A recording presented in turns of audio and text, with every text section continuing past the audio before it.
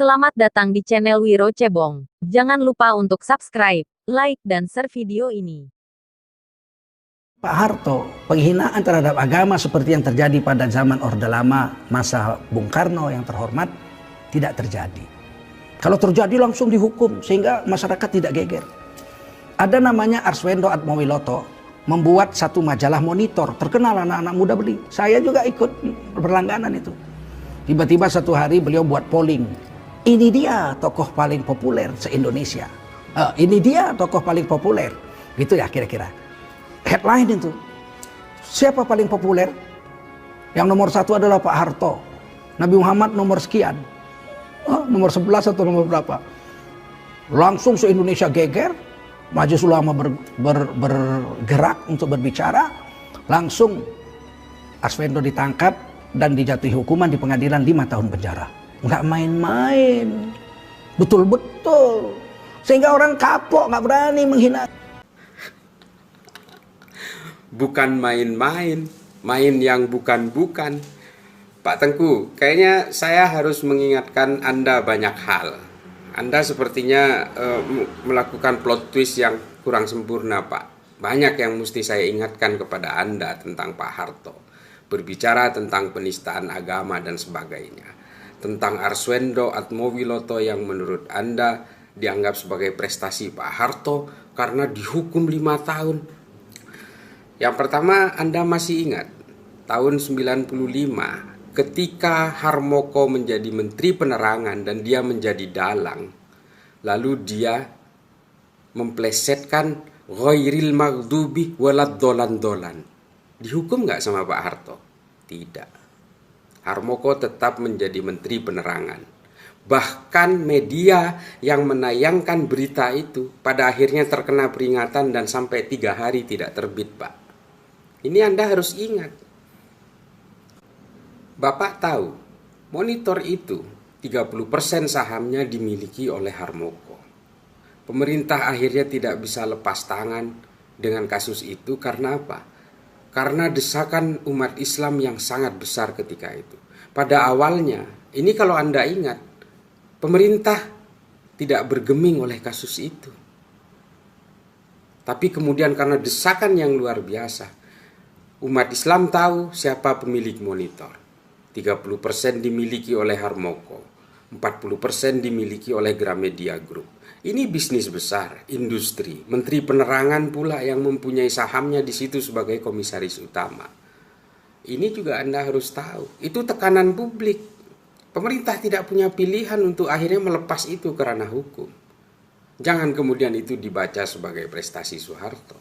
Tapi ketika Soeharto, anak buahnya menjadi dalang dan memelesetkan Al-Fatihah menjadi ghairil maghdubi walad dolan-dolan, apa reaksinya? Nggak ada. Nggak ada. Pak Harto memang tidak pernah menista agama, Pak. Selaku presiden dia berhati-hati dalam ucap. Tapi dalam tindakan nonverbal, Pak Harto sudah puluhan kali, mungkin kalau kita baca, ratusan kali dia itu menistakan umat Islam. Saya ingatkan, satu saja dulu. Nanti akan banyak saya bacakan untuk Anda. Supaya Anda tidak terlalu menggebu-gebu. Saya terus terang tidak pernah mau peduli orang itu mau bergerak untuk dirinya sendiri, mendukung siapapun, menentang Jokowi, mendukung Soeharto, mendukung Pak Prabowo dan sebagainya. Kita sih nggak pernah mau peduli. Tapi ketika Anda menyimpangkan sejarah, menyembunyikan sejarah, ini sungguh perbuatan kejahatan sejarah yang luar biasa terhadap sejarah itu sendiri.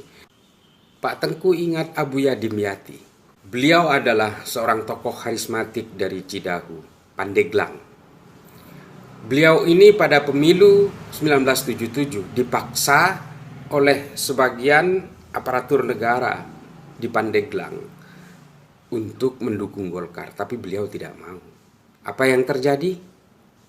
Seorang ulama karismatik itu kemudian ditangkap 1 bulan sebelum pemilu. Lalu beliau dipenjara, diadili, divonis 6 bulan hanya untuk konsumsi pemilu. Beliau dipenjara supaya tidak bisa mempengaruhi masyarakat untuk mencoblos P3. Ini Anda harus tahu. Dan beliau ini ulama besar di daerah Pandeglang. Lalu apa yang terjadi? Meskipun Abuya Dimyati sudah dipenjara, tapi kemudian di daerah Pandeglang, Serang, Banten dan sekitarnya, oleh Soeharto daerah itu tidak diberi pasokan BBM. Sehingga apa? Kampanye P3 semuanya menjadi gagal. Pawai yang pada pemilu tahun 77 itu, pawai sepeda motor, pawai kendaraan itu menjadi andalan dalam melakukan sosialisasi dari setiap partai. Termasuk Golkar juga melakukan pawai-pawai itu, yang sifatnya seperti karnaval lah kurang lebih gitu. Tapi apa? Pasokan BBM ke sana tidak disuplai. Sehingga pawai P3 tidak terjadi di situ. Di situ basis masanya P3. Lalu apa yang terjadi? Ternyata Soeharto kaget, Pak. Kagetnya kenapa? Ternyata pada pemilu tahun 77 itu suara P3 29,3%. Ini mengagetkan buat Soeharto. Mengapa? Ini pemilu kedua dalam masa kepemimpinan dia. Tapi ternyata gerakan umat Islam ini sudah mulai terasa membesar sehingga Soeharto cemas. Dan ini di luar dugaan Pak Harto. Artinya apa? Umat Islam ternyata kalau didiamkan dalam pemilu 77 itu suara dicurangi, diintimidasi, masih juga P3 mendapatkan suara 29,3%. Dan ini perolehan suara P3 terbesar selama Orde Baru. Dan Pak Harto khawatir kalau sampai umat Islam bangkit secara politik, lalu posisi dia sebagai presiden akan terancam. Anda jangan salah, Pak Harto ini pemuja kekuasaan, Pak. Sampai dulu itu ada joke begini, Pak Harto itu sebenarnya bukan presiden seumur hidup, tapi presiden sampai mati. Ini Anda harus ingat jok-jok seperti itu. Dan Anda tidak hidup sendirian di zaman Orde Baru. Masih ada jutaan orang lainnya yang menyaksikan dan merasakan sejarahnya. Termasuk saya.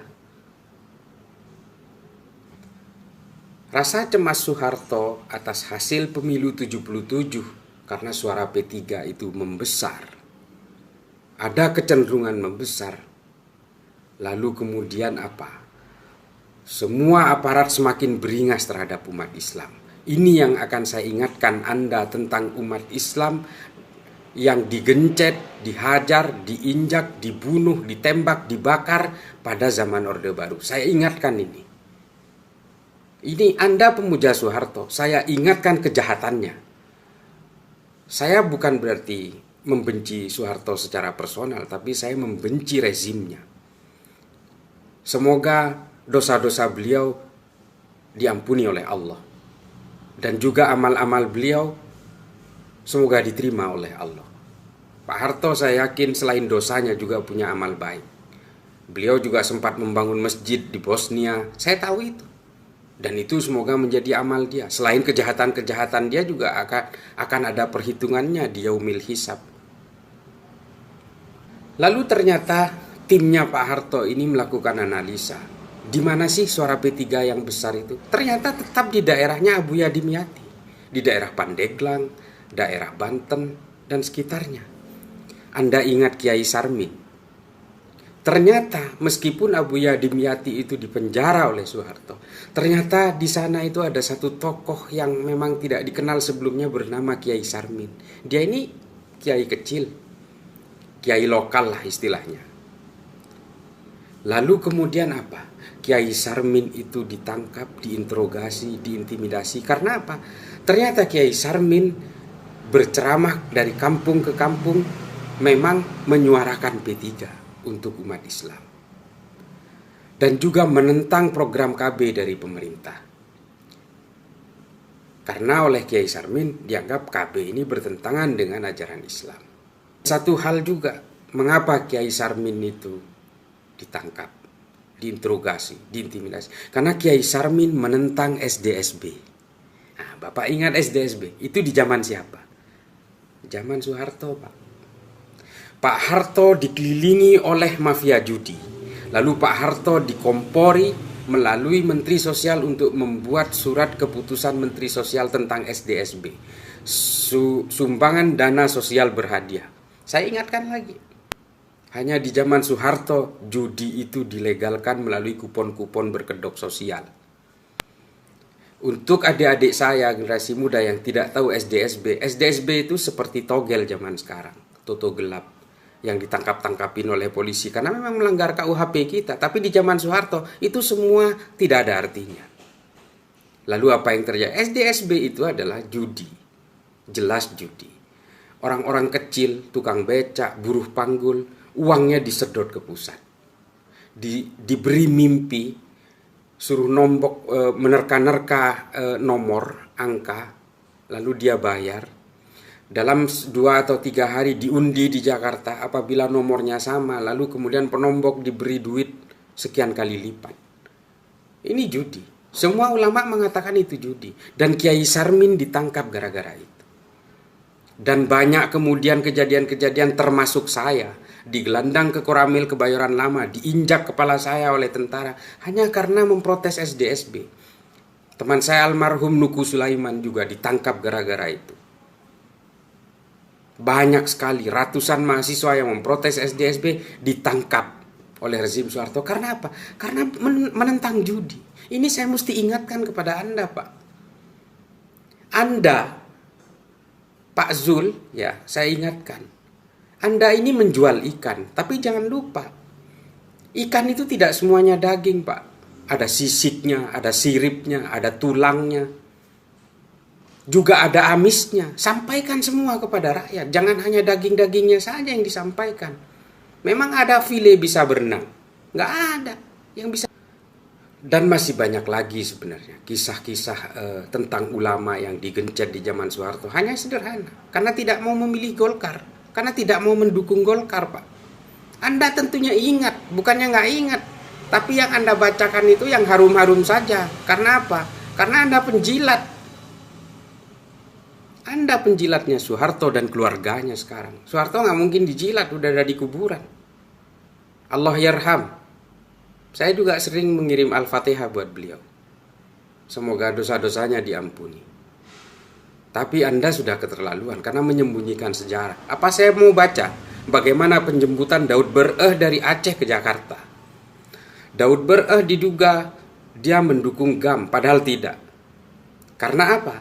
Karena Daud Bereh dengan Hasan Tiro berseberangan. Memang Daud Bereh mendukung GAM apabila GAM itu ingin memerdekakan diri dan menggunakan syariah Islam sebagai hukum utamanya. Tapi Hasan Tiro nggak mau. Oleh karena itulah Daud Bereh dan Hasan Tiro berseberangan. Tapi yang ditangkap siapa? Daud Bereh dipaksa dari Aceh untuk dibawa ke Jakarta. Menurut cerita dari keluarganya, Daud Bereh dipaksa dengan disuntik oleh obat bius. Tapi karena memberontak, obat bius suntikannya kemudian patah. Tapi itu dibantah juga oleh Safri Samsuddin. Masih hidup beliau. Bahwa ada penyuntikan obat bius. Tapi dia mengakui bahwa dia yang menjemput dari Aceh ke Jakarta. Ini ulama besar. Abu Daud Bereh juga, sampean juga tahu. Pak Zul tentunya tahu. Tidak perlu Anda itu kemudian menyembunyikan ini semua. Ada ulama lain dari Kalimantan Selatan. Anda pernah dengar nama Safriansah alias Kiai Amang. Juga ada nama Jamhari Arsad.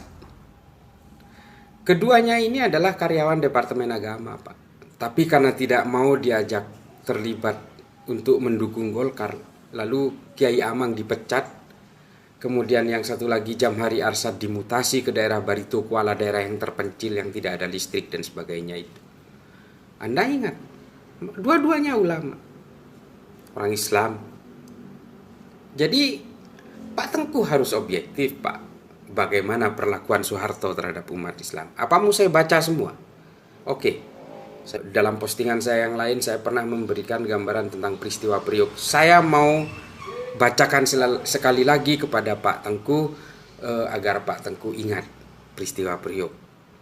Agar Anda tidak pura-pura lupa tentang peristiwa Priok. Mungkin takutnya Anda mungkin memang tidak tahu karena waktu itu Anda kan masih di Medan, ya kan?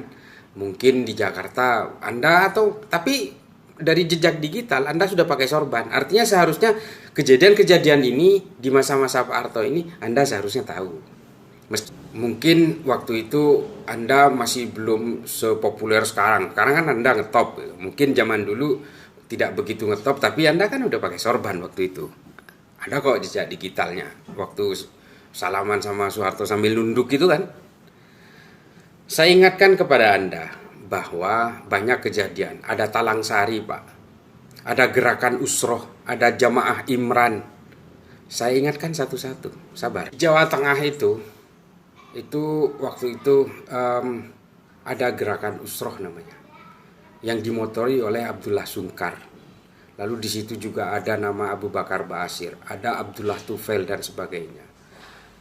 Apa yang terjadi? Mereka semua diacak-acak, diburu, diuber, diintimidasi, dipersekusi oleh Kodam Diponegoro. Waktu itu pangdamnya Bapak Harsudiono Hartas.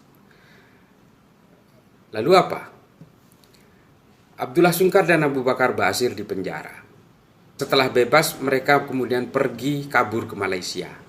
Di Malaysia lah kemudian dia berkenalan dengan Azahari dan Nurdin M. Top. Dendamnya kepada Soeharto tidak berakhir. Setelah Soeharto tumbang, Abu Bakar Ba'asyir kembali ke Indonesia. Lalu dendamnya itu dilampiaskan kepada kami-kami ini, lalu dia menjadi teroris. Menjadi jamaah mujahidin dan sebagainya itu. Saya ingatkan sekali lagi soal peristiwa Priuk. Ini benar-benar catatan hitam Soeharto terhadap umat Islam. Pada tanggal 7 September 1984, Sersan Hermanu melihat ada pamflet yang berisi perlawanan terhadap pemerintahan Soeharto di sebuah musola bernama As-Sa'adah di Priuk. Lalu kemudian Sersan Hermanu meminta kepada masyarakat untuk mencopot pamflet itu, tapi masyarakat nggak mau. Masyarakat menolak, karena memang itu kemauan masyarakat. Dan memang di Priuk ketika itu sudah menjadi enklav yang memang tidak suka kepada Soeharto. Ini Anda harus tahu. Banyak umat Islam yang nggak suka kepada Soeharto, Pak. Karena apa? Karena dia terlalu sewenang-wenang untuk menindas umat Islam pasca pemilu tahun 77 demi Golkar. Karena apa? Golkar kendaraannya dia. Bersama Sekber itu, yang Anda baca dalam videonya itu. Saya hanya ingin mengingatkan kembali saja, supaya Anda juga tidak pura-pura lupa.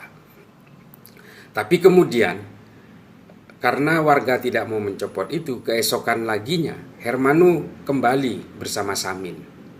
Lalu kemudian disiramlah dengan comberan, air comberan pamflet itu. Dan menurut kabar, Hermanu menaiki musolah dan juga Samin itu tanpa mencopot sepatunya. Sehingga apa? Ributlah warga. Lalu kemudian terjadi pertemuan antara dua tentara itu dengan RW, dengan pengurus kampung, meminta Hermanu untuk meminta maaf, tapi ternyata Hermanu menolak untuk meminta maaf. Lalu apa yang terjadi? Tiba-tiba di tengah kerumunan massa itu ada seseorang yang berteriak, bakar sepeda motornya. Orang kampung di situ tidak mengenal orang yang berteriak ini dan gak jelas sampai sekarang. Lalu dibakarlah sepeda motornya. Pembakaran itu kemudian mengakibatkan terjadi penangkapan terhadap 4 orang. 4 orang itu adalah M. Nur, Sarifuddin Rambe, ada namanya Safwan Sulaiman, ada Ahmad Sahi. Mereka kemudian ditahan di Kodim Jakarta Utara. Itulah awal pangkal masalahnya. Keempat orang tadi dibawa ke Kodim Jakarta Utara untuk ditahan. Lalu ada tokoh masyarakat bernama Amir Biki meminta kepada Kodim untuk melepaskan mereka karena mereka tidak tahu apa-apa.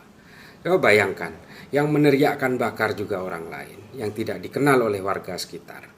Lalu kemudian pelaku pembakaran juga tidak dikenal oleh warga sekitar. Warga sekitar juga akhirnya hanya terpancing untuk ikut-ikutan. Tapi kemudian yang ditangkap adalah 4 warga sekitar. Ini memang sebuah rekayasa penjebakan yang luar biasa. Ini Anda juga harus akui itu, bahwa umat Islam memang dicari momentumnya untuk dipukul sejak pemilu 77 itu. Karena Pak Harto sudah khawatir dengan gerakan-gerakan Islam ini. Resistensi Islam terhadap Soeharto sudah sangat besar ketika itu, sehingga apa? Umat Islam sepertinya sengaja untuk dijebak menggunakan momentum-momentum untuk diintimidasi dan ditakut-takuti. Kemudian masanya Amir Biki ini bergerak, sebagian lagi ke Kodam, sebagian lagi ke Polsek Koja. Yang di Kodam dipimpin oleh Amir Biki langsung. Itulah yang terjadi kemudian. Ada 3 perwakilan yang diminta maju oleh Kodam, tapi kemudian ditembaki. Yang di Koja juga demikian. Lalu kemudian ada banyak tentara datang dari pelabuhan, bantuan segala macam, BKU banyak semua datang, lalu dihabisi oleh orang-orang itu. Jumlah korbannya beragam. Menurut versi pemerintah, yang tewas 18, 53 luka-luka. Tapi versi tim pencari fakta independen mengatakan kurang lebih 400 orang meninggal. Ini umat Islam semua, Pak. Termasuk salah satu saudara saya. Saudara saya ini umurnya 13 tahun. Dia jualan kacamata di Pasar Ular. Di Pasar Ular lama di daerah Permai itu. Cuma karena dia ketika berjualan memakai peci haji seperti ini, dia ditembak. Sepupu saya, Pak. Ini Anda harus ingat. Jangan hanya karena menyembah buta kepada Soeharto, Anda melupakan sejarah ini semua. Tapi apa kemudian yang terjadi? Yang ditangkap oleh pihak keamanan, yang diadili dan dipenjara justru tokoh-tokoh masyarakat di sana. Ada AM Fatwa, ada Tony Ardi, lalu kemudian ada Mawardin Nur, ada Usmani Al-Hamidi dan sebagainya, ada Abdul Qadir Jailani. Kita semua tahu almarhum AM Fatwa juga di situ diadili dan ditahan segala macam. Abdul Qadir Jailani juga sempat berpolitik seperti Bapak AM Fatwa dan mereka diadili. Dari pihak tentara tidak ada yang diadili sampai sekarang, Pak. Karena apa? Karena menurut Pak Harto di dalam bukunya yang terbit pada tahun 88 yang berjudul Pikiran, Ucapan dan Tindakan Saya segala macam, dia justru menyalahkan warga Priok yang terhasut oleh pemimpin-pemimpin di sana. Bahkan Pak Harto berkesan menyalahkan Abdul Qadir Jailani sebagai sesepuh Betawi di sana. Itu terungkap di dalam persidangan. Apakah ini yang Anda puja? Yang menurut Anda rezim terbaik itu? Anda jangan hanya membicara soal beras. Beras juga tentang bibit unggul dan sebagainya, padi jongkok segala macam itu nggak usah baca, Pak. Percuma, itu adanya di koran. Beras itu nggak pernah nyampe ke perut saya yang waktu kecil itu di Madura. Saya lahir besar selama masa Orde Baru di Madura. Yang di video Bapak yang berdurasi 16 menit itu, yang di sanjung-sanjung soal padi segala macam, nggak nyampe, Pak, ke perut kami yang di Madura. Karena apa? Kami di Madura semuanya P3, kecuali pegawai negeri dan orang-orang pemerintahan memang Golkar. Tapi orang-orang pedalaman semuanya P3. Listrik nggak pernah masuk, Pak, ke kampung saya hingga tahun 93. Itu pun hidupnya cuma malam hari. Ini juga Anda harus tahu. Memang betul Pak Harto memang berjasa juga kepada bangsa kita. Kita tidak ingin menafikan itu semua. Tentu saja Pak Harto meninggalkan banyak, ada beberapa perunggu-perunggu lah, tapi perak dan emasnya dikantongi oleh kroni-kroninya dan juga termasuk Pak Harto. Tadi sempat menyinggung sedikit soal gerakan Usroh itu. Gerakan Usroh ini sebenarnya berawal dari Jawa Tengah, di daerah Kulon Progo. Waktu itu tokoh yang kemudian tertangkap dari gerakan Usroh ini bernama Tubagus Muhammad Jiddan. Lalu kemudian gerakan Usroh ini oleh Kodam Diponegoro. Kodam Diponegoro kemudian diubek-ubek di bawah Pak Harsudino Hartas, itu termasuk Abdullah Sungkar juga, semuanya dipersekusi segala macam. Hancurlah gerakan Usroh ini di Jawa Tengah. Sebagian kemudian lari ke Lampung, bergabung dengan salah seorang kiai kampung pengaji yang sering mengadakan pengajian-pengajian kampung di sebuah daerah namanya Talangsari. Kelompok pengajian Warsidi ini diserbu dari Jakarta. Hingga akhirnya mereka tidak berkutik. Karena bagaimanapun tidak mungkin mereka mengadakan perlawanan kepada tentara yang bersenjata berat. Kurang lebih menurut hasil pencari fakta independen, yang tewas dari kelompok Warsidi di Talangsari ini 246 orang. Mulai dari anak-anak sampai ibu-ibu semuanya dibunuh. Bahkan ada tentara itu yang mengatakan bunuh semua PKI itu. Jadi wacana PKI itu udah dari dulu, Pak. Bukan hanya sekarang-sekarang ini. Dari dulu setiap orang yang melakukan perlawanan kepada Soeharto itu memang dicap PKI. Seperti gaya Anda sekarang terhadap orang-orang lain itu. Sama. Pengikut Soeharto memang semuanya begitu. Dikit-dikit PKI. Kan gitu. Nih Pak Tengku. Anda kan bisa saja bilang begini, oh peristiwa Priok itu kan tanggung jawabnya Pak Edi Sutrisno sebagai Pangdam Jaya ketika itu. Atau itu penjemputan Daud Bereh itu kan tanggung jawabnya Safri Samsudin, kan bisa begitu. Atau ke Talangsari itu kan tanggung jawabnya Hendro Priyono sebagai pemimpin penyerbuan. Atau itu kasus Usroh yang di Jawa Tengah itu kan tanggung jawabnya Pak Harsudiono Hartas, kan bisa saja seperti itu kan. Jawaban Anda kan bisa saja menyerahkan itu seolah-olah itu tanggung jawabnya mereka, bukan Pak Harto. Artinya Pak Harto nggak tahu menahu kan, gitu kan maksudnya kan. Bisa saja Anda berbicara seperti itu. Tapi ketika giliran prestasi dibilangnya Arswendo itu prestasinya Pak Harto karena penghina agama dihukum 5 tahun kan gitu. Artinya kalau prestasi itu prestasi Pak Harto, tapi giliran kejahatan orang lain. Nggak bisa begitu. Karena juga yang jadi jaksa dan jadi hakimnya waktu Arswendo di sidang juga bukan Pak Harto juga. Artinya kita harus fair. Dan kita juga jangan menyembunyikan sejarah, bos. Itu saya ingatkan kepada Anda. Anda boleh mendukung siapa saja. Anda boleh mempunyai haluan politik kemana saja. Tapi ingat, jangan pernah menyembunyikan sejarah. Anda tidak hidup sendirian di zaman Orde Baru. Masih banyak jutaan orang lainnya yang lahir, merasakan, tua, dewasa ketika itu udah bisa merekam sejarah. Saya dulu Pak, ini saya juga harus memberitahu siapa saya. Saya bukan siapa-siapa memang. Saya cuma aktivis receh lah. Jadi waktu saya dulu diajak demo itu ya saya juga cuma tukang beli rokoknya ke warung dari senior-senior yang berdemonstrasi itu. Saya bukan siapa-siapa. Cuma ketika diinjak tentara sama sakitnya. Ketika digunduli oleh tentara ya sama merasakan juga. Baik yang receh maupun yang bukan receh. Jadi saya ingatkan ke Pak Zul, jangan hilangkan sejarah Pak. Jangan pura-pura amnesia. Itu saja permintaan saya sih, itu aja Pak.